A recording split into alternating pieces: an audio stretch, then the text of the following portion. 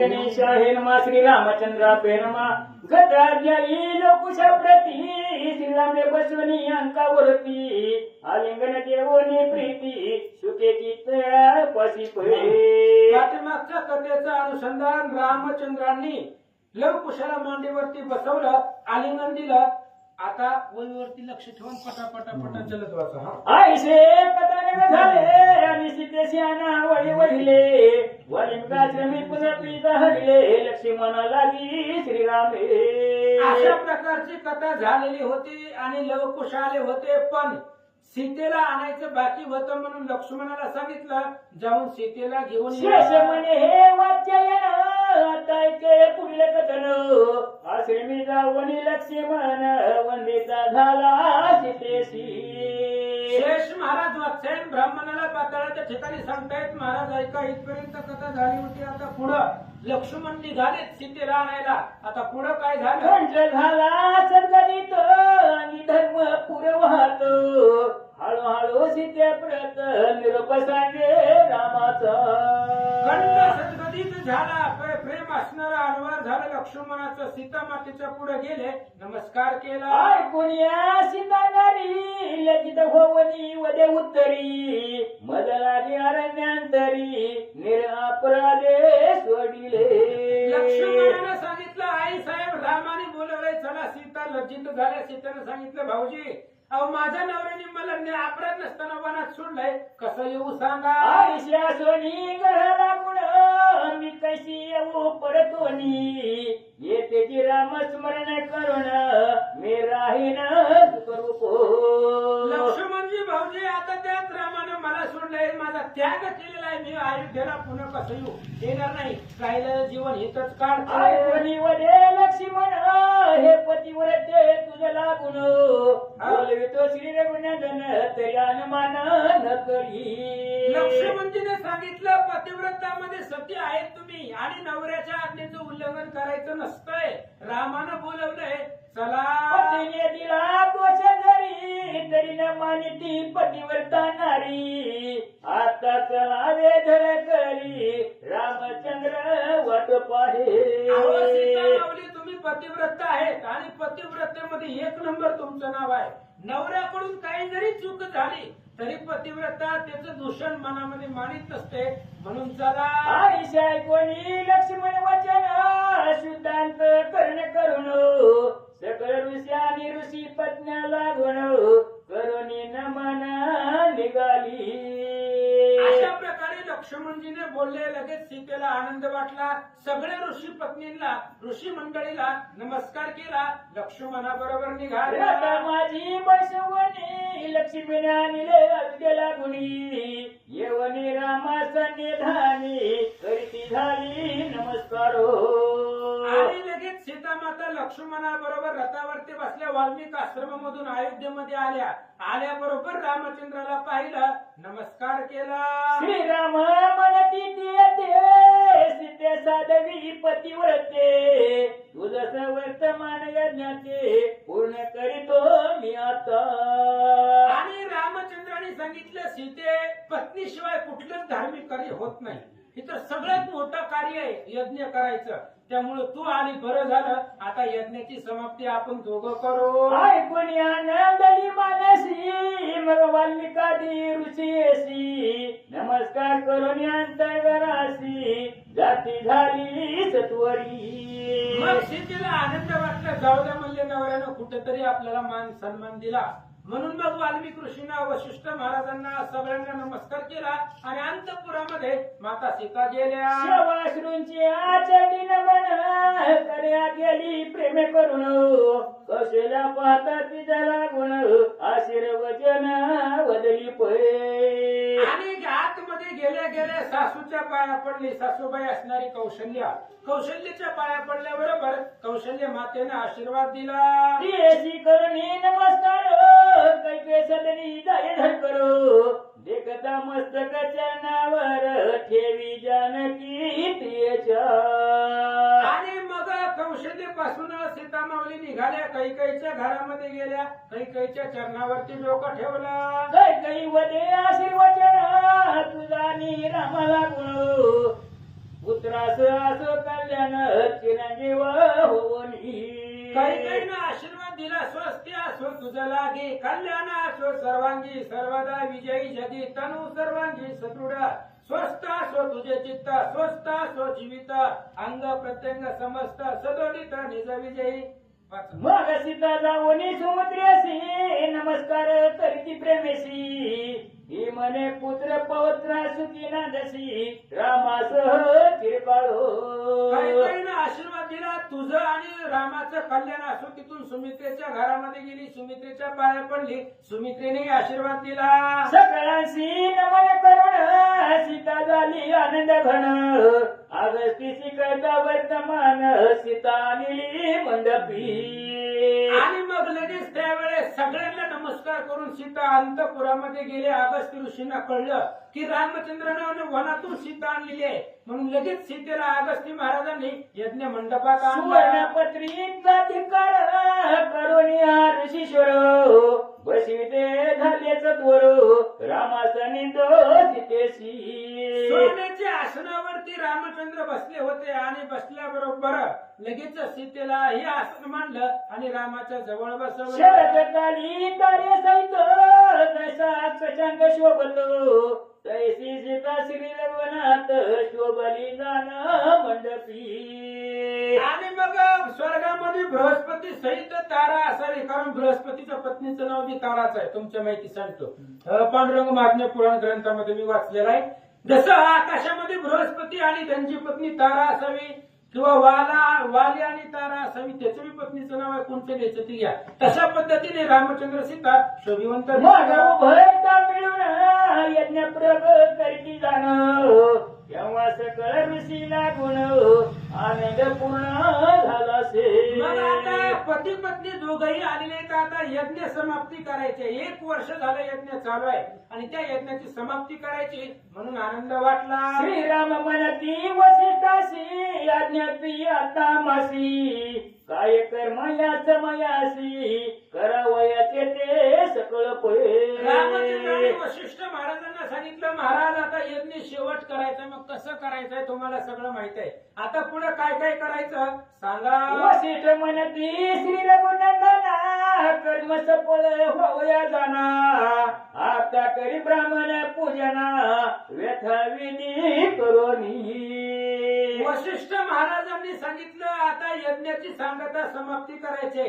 त्याआधी ब्राह्मणाची ऋतुज 4 आहेत ब्रह्मचारी 4 आहेत ब्रह्मविद्या आहेत कपिल यज्ञवर कशुक श्री दत्तात्रय चौथा एक ही सगळी आलेली त्यांचे पूजन करा. पूर्वी मरुत अश्वमेध केला पूर्ण तरे सकळ ब्राह्मणाला गुण संतुशील द्रव्य देवोनी. रामचंद्र मरुत नावाचा राजा होता. पूर्वी त्यानंही अश्वमेध यज्ञ केला आणि अश्वमेध यज्ञाच्या समाप्तीच्या आधी त्यानं ब्राह्मणाची पूजा केली.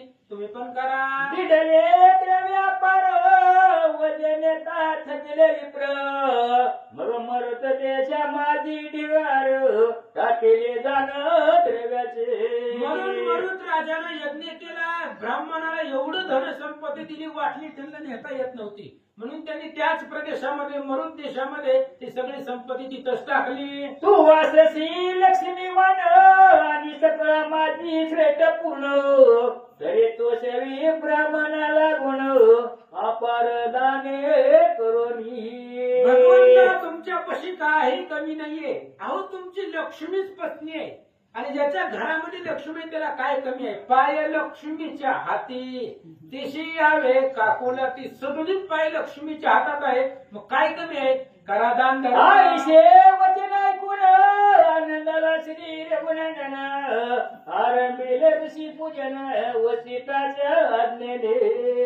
लगेच रामचंद्राने ऐकलं आणि वशिष्ठ महाराजांच्या आज्ञेनं जी काही यज्ञ आहे ते यज्ञ समाप्तीसाठी ब्राह्मणाची पूजा केली. प्रथम पूजा लागून अगस्ती योग्य म्हणून केले तयाचे पूजन लोपामुद्रे सहित मुख्य असणारे अगस्ती महाराजांच्या सांगण्यावरनं यज्ञ केला होता. अगस्ती महाराज मुख्य होते त्यांची पत्नी लोपामुद्रा आणि लोपमुद्रा आणि अगस्तीचं पूजन रामचंद्र अर्पिले देशदान देवनी पूजिले ऋषी लागे तो शविले उदार धीरे श्रीरामे आफाट अशा प्रकारचा दान धर्म भगवंताने केलेल्या ऋषींची पूजा केली असं सांगतात. कशाची केले व्यास पूजन परद्रव्य तेश देऊन मग स्त्रियस वर्तमान पूजा केली जेवणाची. मग व्यास महाराजांची पूजा केली, त्यांनाही दक्षिणा दिलेली आहे, अफाट धनसंपत्ती दिली. चव्हाण महाराज चव्हाण ऋषी त्यांच्या पत्नी सहित त्यांचीही पूजा रामांनी केली. निवृत्ती विजाला कोणी पूजले इत्यादी देऊनी मग सकळ ब्राह्मण द्रव्यदानी तो सेविले रघुनाथे. आणि अशा पद्धतीने मग अन्य जे काय असणारे ऋषी मंडळी होते त्यांचीही त्यांच्या पत्नी सोबत रामचंद्रांनी सर्वांची पूजा केली. एका एका ब्राह्मणाशी लक्ष भार सुवर्णेशी संतोषित केले मानसी पुरे म्हणती ते. एका एका ब्राह्मणाला लक्षावधी द्रव्य भगवान परमात्मा देऊ लागले. बास म्हणत होते महाराज लोक, तरी रामचंद्र देऊ लागले. दीनांद कृपणा प्रती दाने देत श्री रघुपती द्रव्य वस्त्र प्रावण्य प्रीती व्यथा योग्य दिली असे. मग सगळं दिलेलं आहे. जी काही यथाशक्ती भगवंतानं द्रव्य वस्त्र अलंकार सर्वांना पाहिजे तेवढं दिलं. सकळ पावले संतोष आनंद झाला अगस्तीच मग अभिषेक वयाश्वास जल आणि विती राजहत्ती. आणि मग आता सगळ्यांची पूजा भगवंतानी केली. आता त्या घोड्याला आंघोळ घालायचे. मग घोड्याला आंघोळ घालण्यासाठी पती पत्नीच्या हातून पाणी आणायचं असते. त्याच्यासाठी 64 जोड्या असतात. त्या कोणत्या? पत्नी सहा 64 राजाशी आज्ञा किती अगस्ती ऋषी जावे जळाना वयासी अत्यानंदे करुणी. रामचंद्राने 64 राजांना सांगितलं त्यांच्या पत्नी समवेत. आता त्या 64 राजे आपापल्या बायकाला घेऊन गेले, पाणी आणलं. आता त्यांची नावं फक्त वाचा. न्याय कोणी सत्वारी सुवर्णक्लश घेऊन करी शेते विद्या विहारी निगता झाला गर्भागी मग उर्मिले स लक्ष्मण मांडवी स भरतदान श्रुत कीर्ती स शत्रुघ्न निगता झाला सत्वरी कांतिमती स भरत सुत सत्यवती स सुबाहू जात सत्यवान वीरव पेशवित कीर्तीस समुद चालिला राज्ञी सहित मरगळा श्रुतीस विरमणी जायो कोमलेश जनकनय रिपुता पांग सेवेशी महामूर्ती विभीषण प्रतिती सहित प्रताप परिधान उग्र अश्वकाम गमेश वर्तमान नीलरत्नादी गमेश चालिला मोनहारी सहित सुरत रुमेश सुग्रीव जात ऐसे सकल स्त्रिया सहित चालिले जळानवया. अशा पद्धतीने 64 जोड्या आहेत. मुख्य जे काय असणारे लक्ष्मण उर्मिला भरत मांडवी शत्रुघ्न श्रुतकीर्ती पुष्कर कांतिमती जेवढे लक्षात राहिले तेवढे सांगितले. वशिकेश्वर माझी जावण उदक केले अभिमंत्रण मग सकळ रायानी दान यज्ञ मंडप आले. आणि मग वशिष्ठ महाराजांनी तिथली जागा पवित्र केली, घोड्याला उभा केलं, सगळ्यांना त्या यज्ञ मंडपामध्ये घेऊन आले. निर्मळ उदके करुण दुग्धा पाडी शुभ्र पूर्ण ऐसा जो श्याम कर्ण त्याची राम स्नान घाली. आणि मग या 64 जोड्यांनी आणलेलं पाणी दुधासारखा पांढरा शुभ्र श्याम कर्ण आहे. आणि ते श्याम कर्णाच्या जवळ भगवंत आले आणि त्याला आंघोळ घालू लागले. मग म्हणे तयाश्वासी हे यज्ञ वह प्राचितो तुझसी सकळ ब्रह्म सभे माझी पवित्र करी सत्वरी. जगाचा बाप आहे, अखिल कोटी ब्रह्मांडाचा नायक आहे. आणि का रामचंद्र घोड्याला म्हणतोय, घोड्याला त्या आश्वाला प्रार्थना करतायत आजपर्यंत आमचं सगळं पाप जाऊ दे आणि आम्हाला पवित्र करा. सगळ देव या सभेत मज प्रसन्न होतो ऐसे बोलणी सीते सहित हात फिरविला अश्वावरी. आणि भगवान श्रीरामचंद्र त्या घोड्याच्या जवळ आले, घोड्याच्या पाठीवरनं हात फिरवला. सीतेसहित सीतेनेही फिरवला आणि घोड्याला रामचंद्राने सांगितलं आम्हाला पवित्र करा. सकळ ब्राह्मण आश्चर्य मानिती जयाच्या नामे पातकी तरती वा. तो राम प्रती तो अश्वाप्रती पवित्र करी मनोली. रामचंद्राने घोड्याला सांगितलं की माझं पाप घालव. त्यावेळेस सगळ्या राजांना ऋषी मंडळीला आश्चर्य वाटलं. जगाचा पाप घालवणारा राम आहे तो. एकले एका जयाचे नामा महादोषा काही भस्म कलियुगी साधनांचे नाही काम श्रीराम नामा वाचुनिया. आणि असा असणारा राम घोड्याला म्हणतो की आमचं पाप घालव. आश्चर्य सगळ्यांना अभिमंत्रुण खड्ग दिले राम हस्ती जाण ते ऋषी आज्ञे करून अश्वपृष्टी ठेविले. लगेच वशिष्ठ महाराजांनी खड्ग म्हणजे तलवार रामचंद्राच्या हातामध्ये दिली आणि रामचंद्राने ती तलवार घेऊन घोड्यापाशी उभं राहिलं. तेवढ्यात काय तो झालं. एक अद्भुत रे पशुत्व टाकून या वहिले आश्वे दिव्य रूप धरिले सकळ देखता अकस्मात रामचंद्राचा हात लागला त्या घोड्याला. आतापर्यंत त्याला हात लागला नव्हता भगवंताचा. राम आणि सीतेनं घोड्यावरून हात फिरवला. तेवढ्या वेळामध्ये नवल घडलं की अश्वाजी होता घोडा जो होता तो घोड्याचं शरीर संपलं आणि दिव्य मूर्तिमंत मानवतनु तयार झाले. दयासी स्वर्गी न्यावयासी विमान पातले त्वरिसी अप्सरादी गीत नृत्यसी श्यामराधिकी सुशोभितो. आणि लगेच ते असणाऱ्या घोड्याला त्या व्यक्तीला घेऊन जाण्यासाठी आकाशामधून स्वर्गातून विमान आलं. त्या विमानामध्ये गंधर्व अप्सरा नृत्य करतात. आईसे पाहुणी श्री रघुनाथ जाणून या सकळ व्रतो सकळा कळा वया पुसत दिव्य रूपी पुरुषाची. आणि रामचंद्राला माहिती होतं राम सर्वार्थी सर्वज्ञ. पण रामाला वाटलं आपल्या बरोबर सगळ्यांनाच कळल म्हणून त्या दिव्य पुरुषाला रामचंद्र विचारतात काय तुझं दिव्य रूप कसे झाले आणि अश्वजन्म का भोगिले आता तुझं लागी उतरले कवन्या पुण्य विमान हे. रामचंद्राने विचारलं त्या दिव्य पुरुषाला बाबा तू घोड्याच्या रूपात आजपर्यंत होता मग काय पाप केलं तुला घोड्याचा जन्म घ्यावा लागला. काय पुण्य केलं तुझा उद्धार झाला आणि कोणत्या पुण्यानं तुला न्यायला विमान आलं. सगळं सांग. मदसी करी कथन ऐशी ऐकोनी राम वचन तो दिव्य रूपी वर्तमान सांगता झाला पूर्वीचे. आणि लगेच त्यावेळेस रामचंद्राने विचारल्याबरोबर तो दिव्य रूपी असणारा पुरुष भगवंताला बोलू लागला. काय सांगतो. हे श्रीरामचराचर व्यापक रघुपती तू झालती सकळ जगस्थिती परे दाव वया जनरीती मज लागी पुसती तू. आणि त्या असणाऱ्या दिव्य पुरुषानं रामाला सांगितलं रामा तुम्हाला सगळं माहिती आहे. वृक्षाचेही पानं हाडीची सत्ता अशा प्रकारचे तुम्ही आहात तरी सुद्धा तुम्ही विचारता याचं आश्चर्य वाटतं. तरी ऐके कथा नको होतो ब्राह्मण परमधार्मिक परिवेद बाह्य कर्मे लेख अवतरल मी भोवसालो.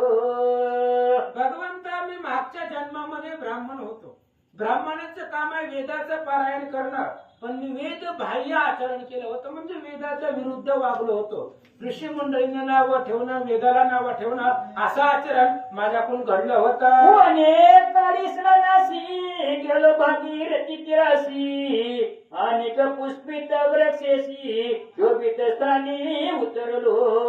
आणि रामा कोणी एके दिवशी मी भागीरथीच्या तीराला स्नान करण्यासाठी गेलो. सुंदर अशा प्रकारचं जल त्या भागीरथीचं होतं.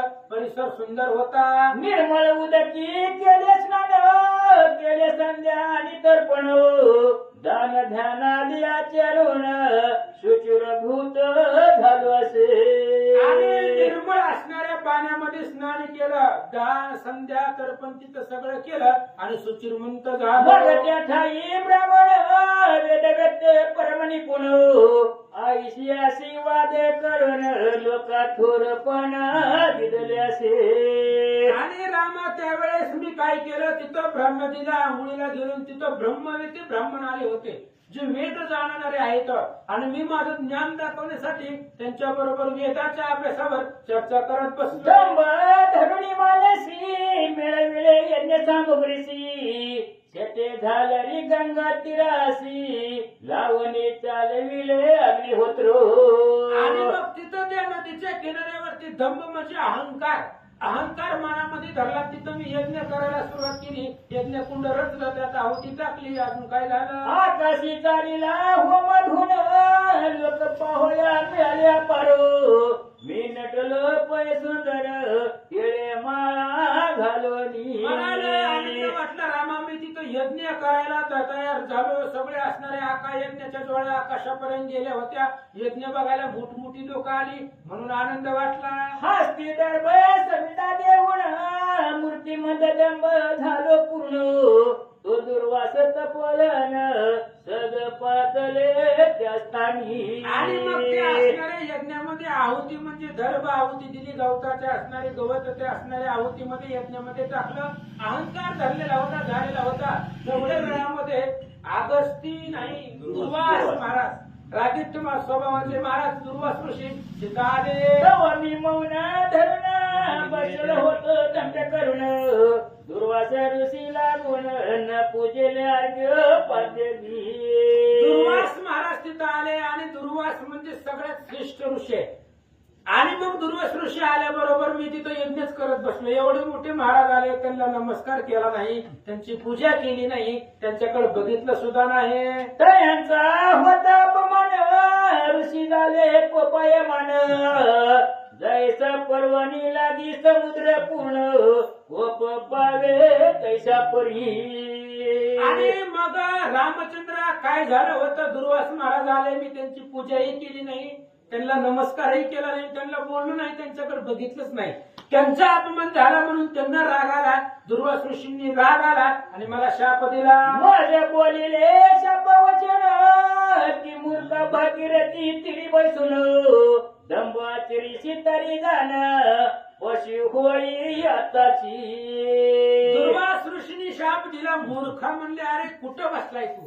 पवित्र जागेमध्ये बसलेला आहे. भागीरथीचं तीर जगाला पावन करते आणि इथं बसून तू अहंकार मनामध्ये धरलाय. साधू संताला पूजित नाही म्हणून घोड्याच्या रूपात जन्म घेशील. आईशे वदले शापवानी मग मी प्रात दिले तया लागुनी तेव्हा मजवरी कृपा करोनी उशापवानी वदले ते. आणि रामचंद्र त्यांनी मला शाप दिला, घोड्याच्या जन्मामध्ये तुला जावं लागल. मग मी त्यांना नम्र झालो. नम्र झाला भूताळ तेने कोंडिले अनंता. मग ऋषीला दया आली. मी उशाप मागितला, त्यांनी उशाप काय दिला? आयुध्या माझी श्री रघुनंदन अश्वमेध करील पूर्ण तो पृष्टी हस्त फिरविता जाण उदरशील तत्काळ. अयोध्येमध्ये रामचंद्राचा यज्ञ आहे आणि त्या असणाऱ्या तू त्या घोड्याच्या रूपामध्ये यज्ञाला सहकार्य करशील. रामचंद्राचा हात ज्यावेळेस तुझ्या पाठीवरनं फिरल, हाताचा स्पर्श होईल, तेव्हा तुझं घोड्याचं रूप जाईल असा उशाप दिला. आईशे वदले दुर्वास त्याची आले प्रत्ययास आता शोक विरहित स्थानास जावया मद आज्ञा. म्हणून महाराज आता काय करा, मला आज्ञा द्या. मला न्यायला विमान आलेलं आहे आणि विमान घेऊन आलेलं आहे म्हणून जाण्यासाठी स्वस्थानाला भगवंत आज्ञा द्या. आईशे बोलवणी श्रीरामा प्रती प्रदक्षिणा करीतो दिव्य मूर्ती नमस्कार करून त्वरित गती बैसला जाऊन विमानी. लगेच तो असणारा दिव्य पुरुष भगवान श्रीरामचंद्राला तिथं उपस्थित ऋषी मंडळीने नमस्कार केला. विमानात जाऊन बसला. देवांगणा नृत्य करीतो चामरितव्यावरी ढाळीतो आयसा मिरवत स्वर्गाप्रत जाता झाला आनंदे. तो दिव्य असणारा पुरुष विमानामध्ये बसला. गंधर्व गाणी गातात, अप्सरा नृत्य करतात. विमान स्वर्गाला गेला. जेते नशे पुनरावृत्ती नशे किंचितही दुःख प्राप्ती आयसे स्थान तया प्रती प्राप्त झाले तत्काळो. भगवान श्रीरामचंद्राच्या हाताचा स्पर्श झाल्यामुळे जिथून पुनरावृत्ती नाही, स्वर्गात गेलेली माघारी येतात. मग पुण्याची पावती सरे येऊ लागते माघारे मृत्यू लोकी. पण त्याला अक्षय सुख मिळालं जिथं दुःखाचा लवलेश नाही. सकाळच्या रे वाटले पूर्ण मग मनती परस्पर लागून इतर बेजरी केले भगवत ध्यान तरी सदगती होय. आणि तिथल्या सगळ्यांनी ही कथा ऐकली होती. मग त्यांनी विचार केला अहंकारानं जरी भगवंताचं स्मरण केलं तरी सद्गती आहे. देवाला नाव ठेवायची म्हणून जरी देवाचं नाव घेतलं तरी सद्गती आहे असं सांगतात. मग भक्ती पुरसर मानसी ध्याता रघुवीर प्राणी होतील भव पार यात संजय नसेची. भगवंताचा विरोध म्हणून दंबानं अहंकारानं नाही करायचं म्हणून जरी भजन केलं देवाचं नाव घेतलं घ्यायचं नाही म्हणून तरी सुद्धा त्याचा उद्धार होतो. मग जर भक्तिभावाने रामचंद्राचं स्मरण केलं तर जीवनाचं कल्याण होईल असं विचार करतात. कवण्याही निश करुण होता भगवत नामस्मरण देवादिका दुर्लभ ते जाण प्राप्त होईल निश्चय. कोणतंही निमित्त असू पण वर्णन रामाचं पाहिजे. हनुमंतानं भरताला नावं ठेवली पण वर्णन रामाचं केलं. राम समजून उपहास केला रामाचा उपहास म्हणून रामचंद्राचं वर्णन केलं. तशा पद्धतीने कुठल्याही कारणानं भगवंताचं स्मरण केलं तरी उद्धार आहे. आश्वाश्व उदरल्यावरी ऋषीशी कुशे अविद्या विहारी आश्वनट झाला उपरी आता काय करावे. असं म्हणजे आता ते आश्वासच व्यक्ती झाला तो विमानात बसून सगळ्यांच्या समोर गेला.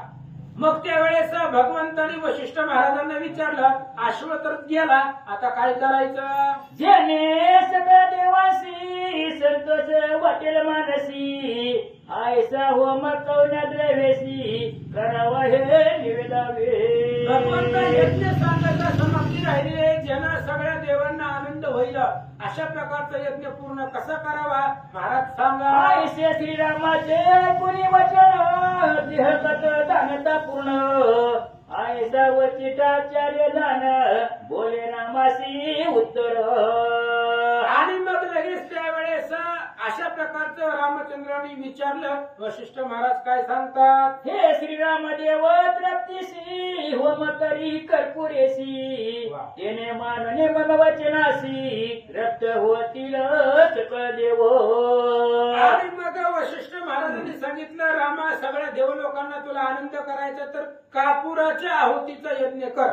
त्याच्यामध्ये फक्त कापुराची आहुती दे आणि त्या कापुराच्या सुगंधित सुवासानं सगळ्यांना आनंद होईल. श्रीराम ऐकोनी तशा परी कर्पुराने विला झडकरी वसित मंत्रे पाचारी सकळ देवा ते स्थानी. मग आता त्या यज्ञामध्ये कापूर टाकायचा म्हणून त्यावेळेस ते असणाऱ्या कापुराची आहुती द्यायची म्हणून वशिष्ठ जे काय असणारे ऋषी मंडळी होते जवळ बोलवले. देव येऊन त्वरित राहिले यज्ञ स्थाना प्रत मग वर्तली कथा समत पुढील अध्यायी अवधारा. आता त्या यज्ञाची तृप्ती करायची यज्ञ सांगता करायची त्या यज्ञामध्ये कापुराची आहुती द्यायची म्हणून देव लोकांना बोलवलं. देव लोक तर शरवी तीरामध्ये यज्ञपाशी आले पण पुढे काय झालं उद्या सांगता. शेषे कटिले वाच्यनासी त्याची निवेदिले श्रुतयांसी पुढे तरत करणी देवांसी यज्ञ समाप्ती होईल आता पुढे. पुढच्या अध्यायामध्ये सगळे देव लोक आलेले आहेत. त्यांना कर्पुराच्या सुगंधित सुवासानं तृप्त करतील. कर्पुराची आहुती देऊन त्यांना आनंदित करतील आणि जे काही अश्वमेध यज्ञ आरंभ केला होता त्याची समाप्ती होईल. श्रीरामाश्वमेध ग्रंथ पावन भक्ती करिता श्रवण पठन पाप पर्वत संपूर्ण भस्म होती सनार्धे. आणि रामचंद्राचा अश्वमेध ग्रंथ यज्ञ आहे तो जर ग्रंथ ऐकला तर पापाचे पर्वत जळून जातात. दक्षनासी नवी सकळासी श्रवण करा भावतेसी श्रीरामनुपेक्षी तुम्हासी सत्य जाना वचन हे. आणि दत्तदास हे दत्तात्रयांचे भक्त आहेत म्हणून दत्तदास आहेत. त्यांनी समाप्ती मी गुरुवारी केलेली आहे आणि दत्तात्रयांचे निस्सिम भक्त आहेत. त्यांचं नाव विष्णू बल्लाळ आहे आणि ते ग्रंथकर्ते हात जोडून सांगतायत रामचंद्राचं स्मरण करा तुमचा उद्धारच होणार आहे. मी साक्ष देऊन पुरावा देऊन किंवा अनुभवानं सांगतो. महाराज बोलतात श्री पद्म हे पाताल खंडेशाचे वाच्यायन संवादे रामाशो मेदाशो निरान नाम सप्तशती तमादाय गोळा श्रीराम पुंडलिक घालून ठेव, श्री ज्ञानदेव तुकाराम, पंढरीनाथ भगवान की जय. रामचंद्र भगवान की जय. नाही नाही तीन आता एक तीन राहिलं का 67 झाले गोव्या किती आहे ते इथे आता 68 आहेत, 60 65 आहेत त्या. हा बर पुन्हा 82 आहेत त्या, बरं. 69 आहेत हा आणि 70 आहेत, 70 आहेत.